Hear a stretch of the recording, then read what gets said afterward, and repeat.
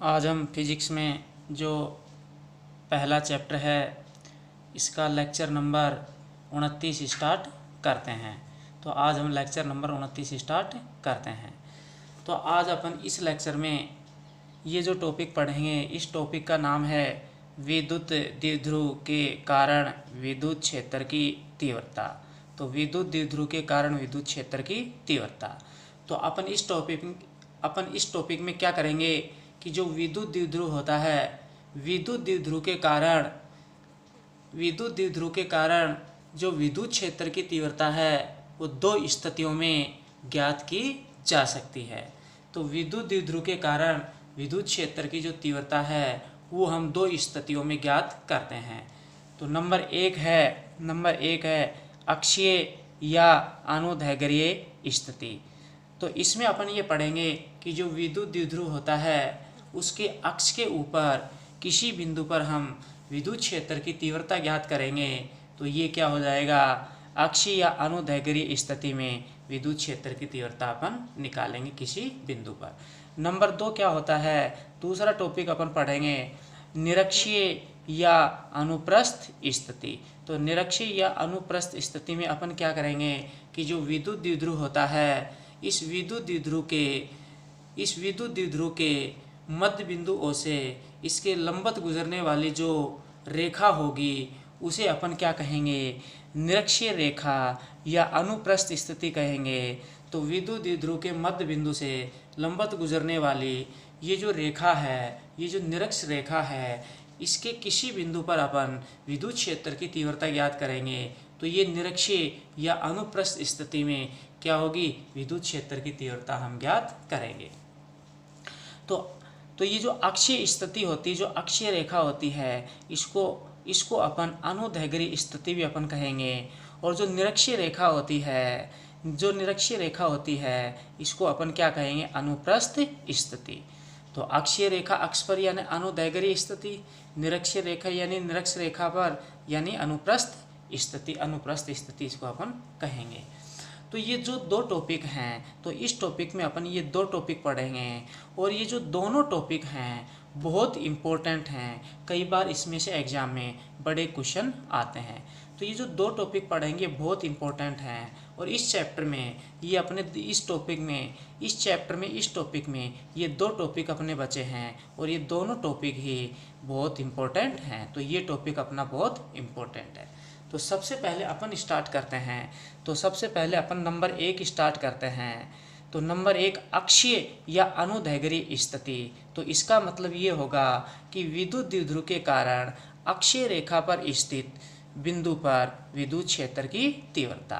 तो जो पहला है इसमें अपन क्या पढ़ेंगे कि विद्युत द्विध्रुव के कारण जो अक्षीय रेखा है उसके किसी भी बिंदु पर, अक्षीय रेखा पर स्थित किसी भी बिंदु पर विद्युत द्विध्रुव के कारण अपन क्या निकालेंगे, विद्युत क्षेत्र की तीव्रता निकालेंगे। तो ये अपना जो पहला है, इसको ये जो पहला टॉपिक इस रूप में ऐसे हो गया तो इसका मतलब ये टॉपिक हो जाएगा। तो ये अपन पढ़ेंगे।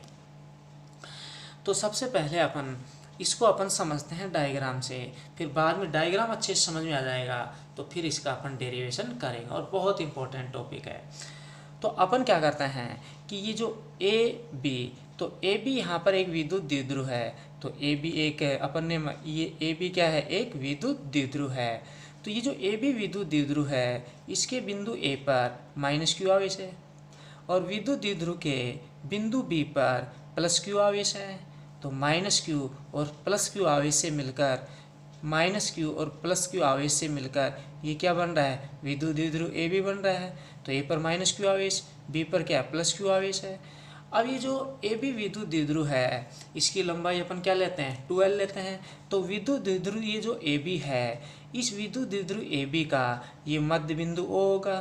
तो इसके बीच में ये मध्य बिंदु क्या हो गया, O हो गया यहाँ पर। तो मध्य बिंदु ये O है और विद्युत द्विध्रुव की जो लंबाई है वो अपन किससे लिख रहे थे, 12 से लिख रहे थे। तो ये लंबाई यहाँ से यहाँ तक 12 होगी।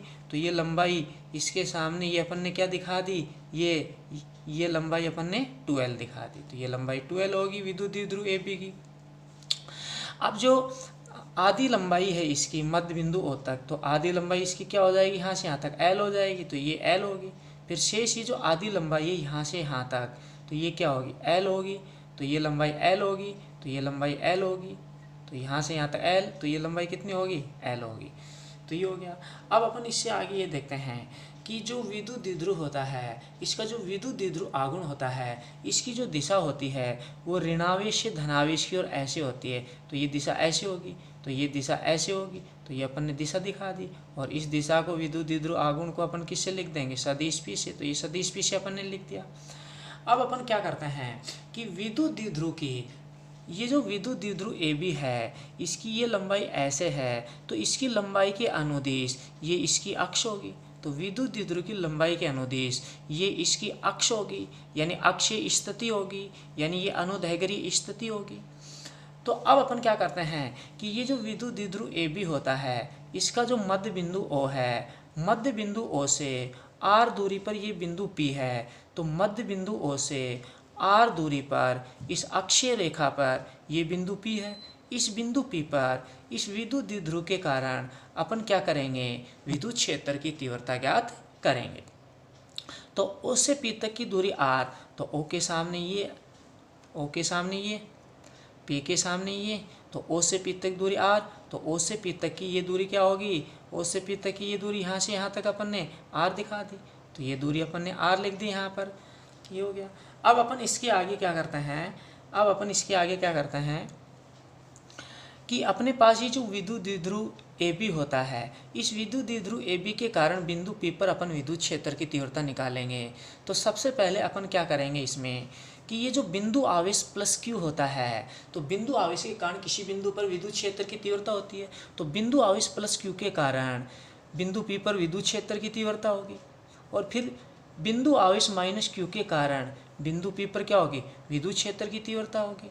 तो सबसे पहले अपन क्या करते हैं इसमें कि ये जो बिंदु आवेश प्लस Q होता है, इसके कारण बिंदु P पर प्लस Q, बिंदु आवेश प्लस Q के कारण बिंदु P पर जो विद्युत क्षेत्र की तीव्रता है, ये अपन ने क्या मान ली, सदिश E1। तो ये अपन ने सदिश E1 मान ली, तो ये सदिश E1 ये हो गया। अब यहाँ पर ये जो माइनस Q आवेश बिंदु आवेश है, इसके कारण बिंदु P पर विद्युत क्षेत्र की तीव्रता सदिश E2। तो ये क्या होगी, सदिश E2, तो ये सदिश E2, तो इसके पास ये सदिश E2। अब बिंदु आवेश धनावेश, ये प्लस Q आवेश धनावेश है, तो धनावेश के कारण किसी बिंदु पर विद्युत क्षेत्र की दिशा बाहर की ओर। तो प्लस Q आवेश के कारण बिंदु P पर विद्युत क्षेत्र की तीव्रता ये बाहर की ओर, ये हो जाएगी सदिश E1। तो ये सदिश E1 ये होगी बाहर की ओर। माइनस Q आवेश, बिंदु आवेश माइनस Q आवेश ऋणावेश है, तो ऋणावेश के कारण किसी बिंदु पर विद्युत क्षेत्र की दिशा अंदर की ओर होती है। तो माइनस Q आवेश के कारण बिंदु P पर विद्युत क्षेत्र की तीव्रता ये अंदर की ओर ऐसे हो जाएगी। तो ये अंदर की ओर ऐसे होगी, और इसको किससे लिख दिया, सदिश E2 से। तो ये सदिश E2 से अपन ने लिख दिया। अब होता क्या है कि इस विद्युत द्विध्रुव में ये दोनों आवेश हैं, तो इन दोनों आवेश के कारण यानी विद्युत द्विध्रुव के कारण बिंदु P पर जो परिणामी विद्युत क्षेत्र की जो तीव्रता है, वो अलग अलग आवेशों के कारण विद्युत क्षेत्र की तीव्रताओं के सदिशों के क्या होगी, बराबर होगी। तो बिंदु P पर जो परिणामी विद्युत क्षेत्र की तीव्रता जो सदिश E है, वो किसके बराबर होगी, प्लस Q आवेश के कारण विद्युत क्षेत्र की तीव्रता सदिश E1 प्लस माइनस Q आवेश के कारण बिंदु P पर विद्युत क्षेत्र की तीव्रता सदिश E2। तो ये हो जाएगा। तो बिंदु P पर जो परिणामी विद्युत क्षेत्र की तीव्रता है, वो इन दोनों तीव्रताओं के सदिशों के क्या होगी, बराबर होगी। तो क्या आ जाएगा, P पर परिणामी विद्युत क्षेत्र की तीव्रता P पर सदिश E बराबर सदिश E1 प्लस सदिश E2। जब किसी बिंदु पर सदिश रूप में निकालते हैं, तो जो अलग अलग तीव्रता सदिश रूप में, उनका अपन क्या कर देते हैं, योग कर देते हैं। तो इनका यहाँ पर अपन ने क्या कर दिया, योग। तो बिंदु P पर ये आ गया सदिश E बराबर ये हो गया। अब यहाँ पर अपन क्या करते हैं कि प्लस Q आवेश से बिंदु P की अपन दूरी निकालते हैं। तो प्लस Q आवेश से बिंदु P की दूरी क्या होगी, R माइनस L होगी। तो प्लस Q आवेश के सामने ये, P के सामने ये, तो ये दूरी क्या हो जाएगी, यहाँ पर R माइनस L हो जाएगी। कैसे होगी R माइनस L, ये अपन देखते हैं इसमें। तो ये हो गया। अब ये अपन देखते हैं, तो मध्य बिंदु O से P की दूरी, तो ये यहाँ से यहाँ तक O से P तक की दूरी R है, और O से P तक की दूरी क्या है, ये O से P तक की दूरी क्या है, इसमें ये R है। अब अपन क्या करते हैं कि ये जो दूरी R है, अब इसमें से अपन O से B तक की दूरी क्या है, यहाँ पर L है। तो ये ओ से पी तक की दूरी आर में से ओ से बी तक की दूरी एल घटा देते हैं, तो बी से पी तक की दूरी आर माइनस एल आ जाएगी, तो ये दूरी आर माइनस एल हो गया। अब अपन इसमें क्या करते हैं कि माइनस क्यू आवेश, तो इस माइनस क्यू आवेश के कारण अपन इस माइनस क्यू आवेश की अपन बिंदु पी से दूरी निकालेंगे। तो कैसे निकालेंगे, ओ से पी तक की ये दूरी क्या है आर, तो ये दूरी आर है। अब ओ से पी तक की दूरी जो आर है और ओ से ए तक की दूरी ये क्या है एल है, तो इस दूरी आर में से इस दूरी आर में अपन ये दूरी एल जोड़ देंगे, तो ए से पी तक की दूरी आर प्लस एल आ जाएगी। तो बिंदु ए के सामने ये और बिंदु पी के सामने ये, तो ए से पी तक की दूरी ये आर प्लस एल, तो ए से पी तक की ये दूरी क्या होगी आर प्लस एल होगी। तो ये हो गया, तो ये अपन ने ये दिखा दिया इसमें। अब यहाँ पर एक चीज़ अपन बता रहे थे कि बिंदु पी पर इस विद्युत द्विध्रुव के कारण जो परिणामी विद्युत क्षेत्र की तीव्रता है पी पर, वो सदिश ई बराबर सदिश E one plus E two. तो पी पर जो परिणामी विद्युत क्षेत्र सदिश ई है, ये जो इसकी दिशा है ये इस प्रकार होगा। तो बिंदु पी पर परिणामी विद्युत क्षेत्र की तीव्रता सदिश ई अपन इस सदिश से इस वेक्टर से अपन ऐसे दिखाएंगे, इस वेक्टर से। अब क्वेश्चन ये आता है कि ये जो पी पर परिणामी विद्युत क्षेत्र की तीव्रता है अपन ने ये ऐसे दिखाई, ऐसे क्यों नहीं दिखाई। तो सदिश E1 की दिशा में परिणामी विद्युत क्षेत्र की तीव्रता ऐसे दिखाई, ये आई, तो ये क्यों आई ये अभी आपको अपन बताएंगे इसमें, आपको। तो अब अपन इसमें क्या करते हैं कि अब अपन सबसे पहले इसमें ये जो बिंदु आवेश प्लस क्यू आवेश है, तो प्लस क्यू आवेश के कारण, इस बिंदु आवेश के कारण बिंदु पी पर अपन क्या निकालेंगे, विद्युत क्षेत्र की तीव्रता निकालेंगे। तो बिंदु आवेश प्लस क्यू के कारण विद्युत क्षेत्र की तीव्रता, तो बिंदु आवेश कारण विद्युत क्षेत्र की तीव्रता पीछे टॉपिक में अपन ने E बराबर के क्यू बटा आर स्क्वायर ये फॉर्मूला अपन ने पढ़ा था। अब प्लस क्यू आवेश के कारण बिंदु पी पर विद्युत क्षेत्र की तीव्रता ये सदिश E1 परिमाण में E1, तो यहाँ पर E की जगह E1 इज इक्वल टू के कॉन्स्टेंट, ऐसे कैसे, ये आवेश प्लस Q तो परिमाण में क्या होगा Q, तो यहाँ पर Q की जगह Q आ गया, ये बटे R क्या होता है बिंदु आवेश से बिंदु की दूरी, तो प्लस Q आवेश से बिंदु P की दूरी, प्लस Q आवेश से बिंदु P की दूरी क्या है, ये है R माइनस एल। तो यहाँ पर R की जगह क्या आ जाएगा R माइनस एल आएगा, R का स्क्वायर तो इसका स्क्वायर हो जाएगा, होल स्क्वायर हो गया। अब ये जो E1 है किस दिशा में, ये जो E1 है किस दिशा में है, B से P की ओर, यानी B से P की ओर ऐसे है तो ऐसे है ये, तो इस दिशा में तो BP दिशा में, तो ये हो जाएगा BP दिशा में। ये समीकरण नंबर 1 हो गया। अब अपन क्या करते हैं इसमें कि ये जो माइनस क्यू आवेश है, इस माइनस क्यू आवेश के कारण बिंदु P पर विद्युत क्षेत्र की तीव्रता ये सदिश E2 है, परिमाण में E2 होगी। तो अब ये जो E है इसकी जगह क्या आएगा E2 आएगा, इज इक्वल टू, तो ये हो गया।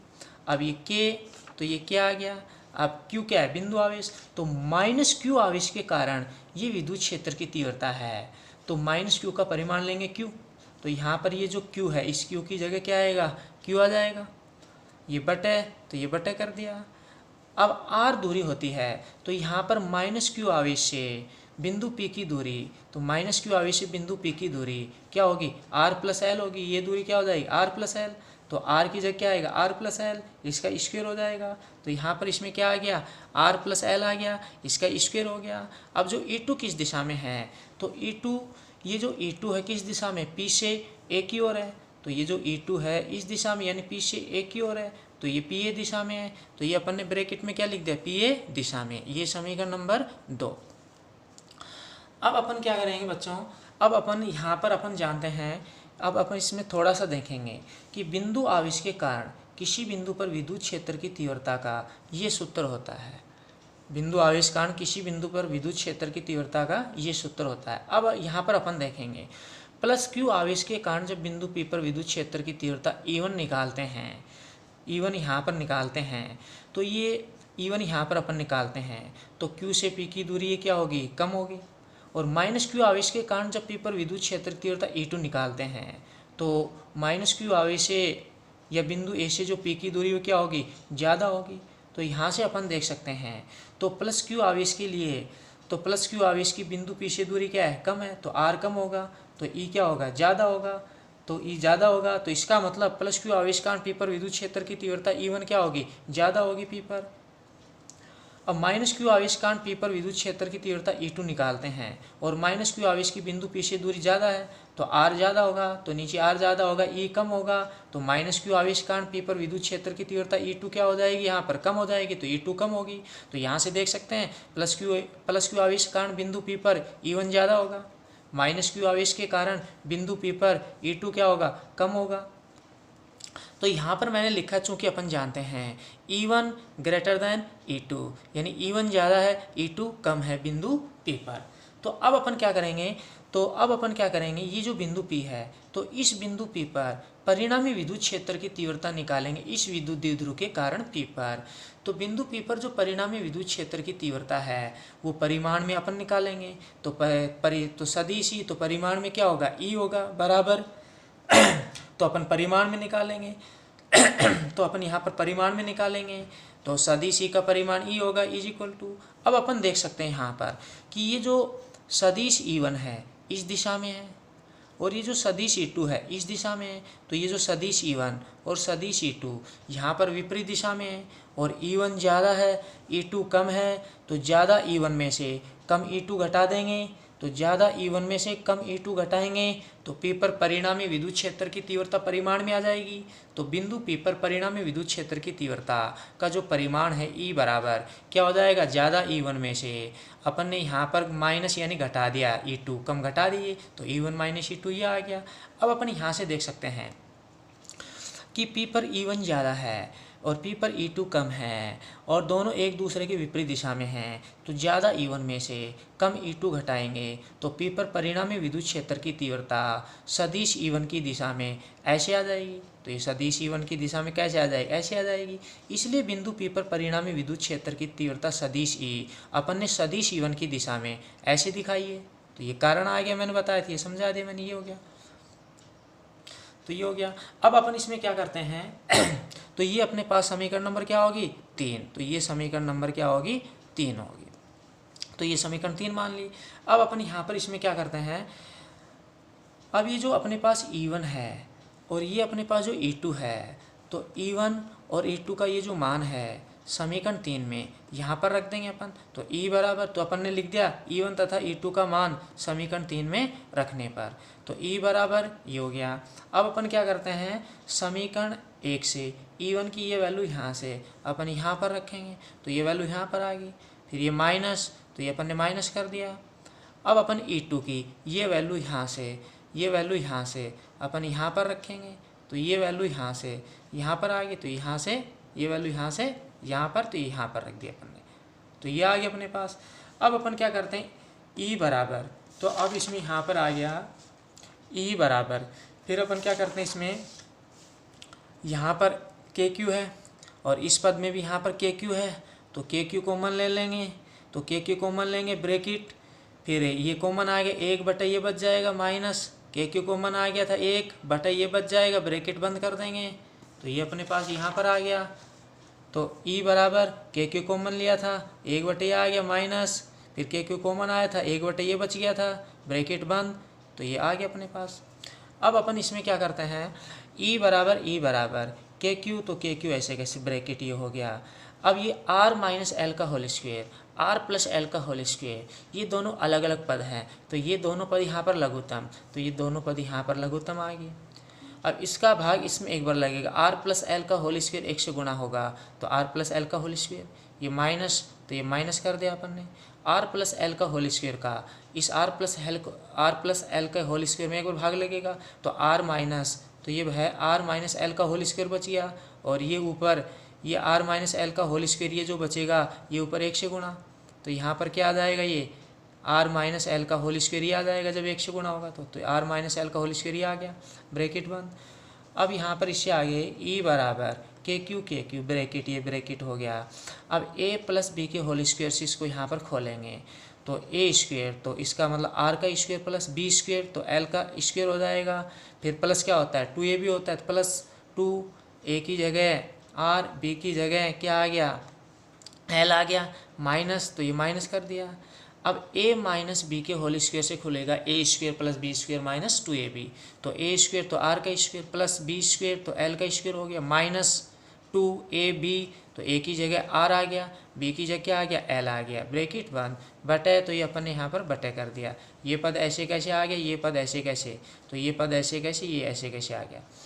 अब आगे अपन e बराबर के क्यू, तो ये के क्यू हो गया, ब्रैकेट, तो ये ब्रैकेट, तो ये जो पद है R square plus L square plus 2rl, तो ये पद ऐसे कैसे लिख दिया, माइनस आर स्क्वायर को बना तो minus R square, minus plus minus L square तो minus L square, minus minus से गुणा, तो ये जो माइनस है ये माइनस इस माइनस से गुणा प्लस, प्लस का क्या हो जाएगा 2rl, तो ये क्या आ गया प्लस का 2rl आ गया, ब्रैकेट बंद, और ये पद ऐसे कैसे, तो ये ऐसे कैसे, ये पद ऐसे कैसे, ब्रैकेट बंद। अब यहाँ पर ई बराबर के क्यू, तो ये आ गया के क्यू, ब्रैकेट। अब अपन क्या करते हैं इसमें आर स्क्वायर प्लस का आर स्क्वायर माइनस का, तो प्लस माइनस से वैल्यू कट गई, एल स्क्वायर प्लस का एल स्क्वायर माइनस का, तो प्लस माइनस से वैल्यू कट गई। अब क्या बच गया प्लस का 2rl, प्लस का 2rl बच गया, फिर क्या बच गया प्लस का 2rl, फिर क्या बच गया यहाँ पर ये प्लस का 2rl, तो कितना हो गया प्लस का 4rl हो गया, तो ऊपर 4rl बच गया, तो ऊपर क्या आ गया 4rl आ गया, तो 4rl आ गया, बटे, तो ये बटे कर दिया।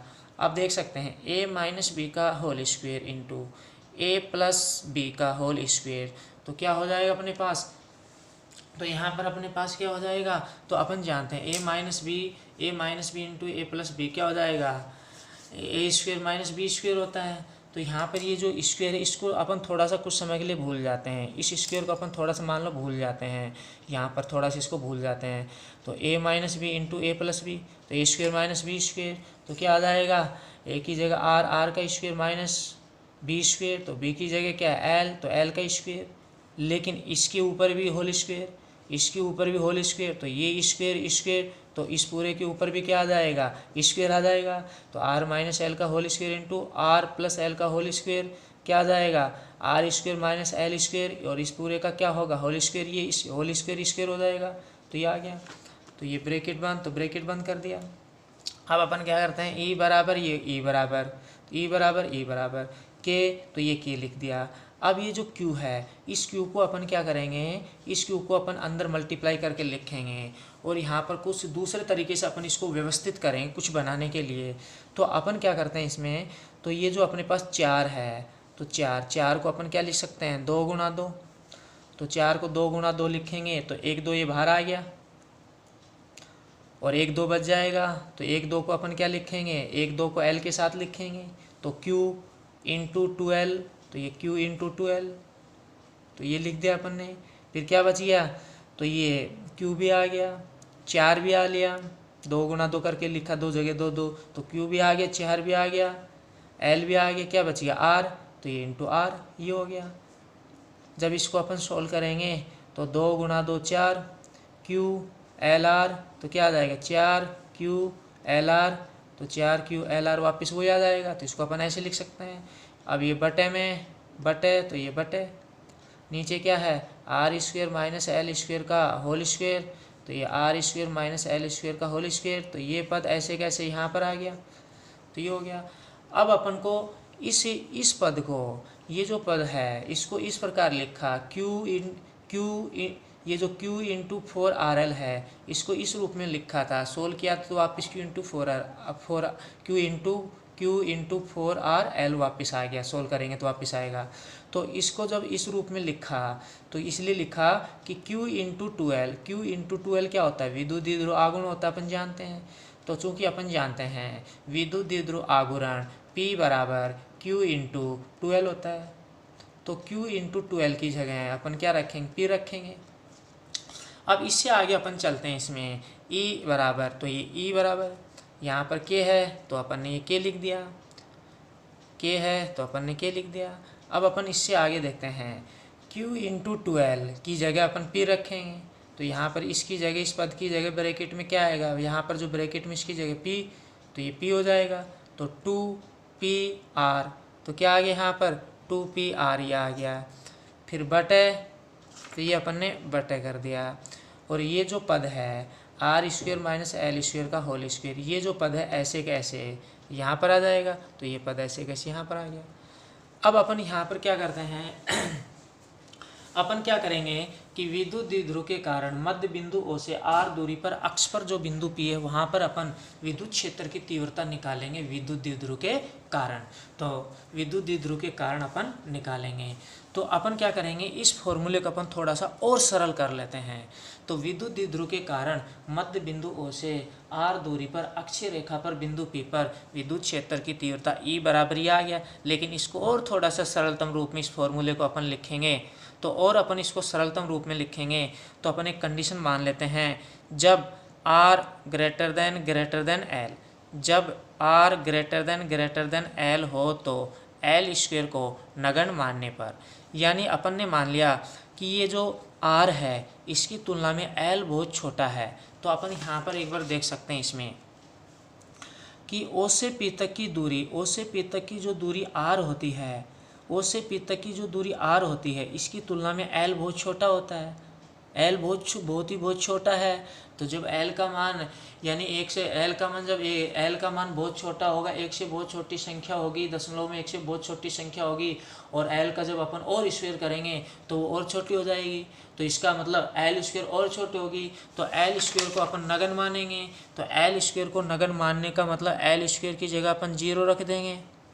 तो L स्क्वायर की जगह अपन 0 रखेंगे, तो E बराबर K2PR, तो E बराबर K2PR बटे L स्क्वायर की जगह 0 रखेंगे, तो क्या आ जाए, L स्क्वायर जगह 0, तो R square minus 0 R square, तो R स्क्वायर का क्या है स्क्वायर, तो R स्क्वायर का स्क्वायर होगा, तो R स्क्वायर का स्क्वायर होगा, तो R स्क्वायर का यहाँ पर स्क्वायर, घात से गुणा, तो R की घात क्या आ जाएगा 4 आ जाएगा, तो R की घात क्या आएगा 4, तो R की घात 4 आएगा। तो नीचे इसको जब ये कंडीशन अपन ये कंडीशन इसमें अप्लाई करेंगे तो नीचे R की घात 4 आ गई यहाँ पर, तो नीचे क्या आ जाएगी R की घात 4। E बराबर K ऐसे कैसे आ गया, तो K ऐसे कैसे। अब अपन क्या करते हैं, एक R से एक R कट जाएगा, तो एक R से एक R कटेगा, तो ऊपर R खत्म, नीचे क्या बच गया R की घात 3, तो क्या बच गया K2P बटे R3, तो क्या आ गया K2P बटे R3 आ गया, और ये समीकरण नंबर क्या आ गई 4, तो ये समीकरण नंबर 4 आ गई। तो ये फॉर्मूला निकल कर आ गया अपने पास। तो विद्युत द्विध्रुव के कारण मध्य बिंदु O से R दूरी पर स्थित अक्षीय रेखा पर बिंदु P पर जो विद्युत क्षेत्र की तीव्रता है वो E बराबर ये आ गई। तो ये जो समीकरण 4 है, विद्युत द्विध्रुव के कारण मध्य बिंदु O से R दूरी पर स्थित अक्षीय रेखा पर बिंदु P पर ये परिणामी विद्युत क्षेत्र की तीव्रता को व्यक्त करती है। तो विद्युत द्विध्रुव के कारण अक्षीय रेखा पर बिंदु P पर ये क्या निकल कर आ गया, परिणामी विद्युत क्षेत्र की तीव्रता आ गई, यानी परिणामी विद्युत क्षेत्र का जो परिमाण E बराबर ये आ गया। तो ये फॉर्मूला आ गया E बराबर K2P बटा R3। अब अपन समीकरण 4 को सदिश रूप में लिखेंगे। E सदिश राशि, तो सदिश ही is equal to K constant ऐसे कैसे।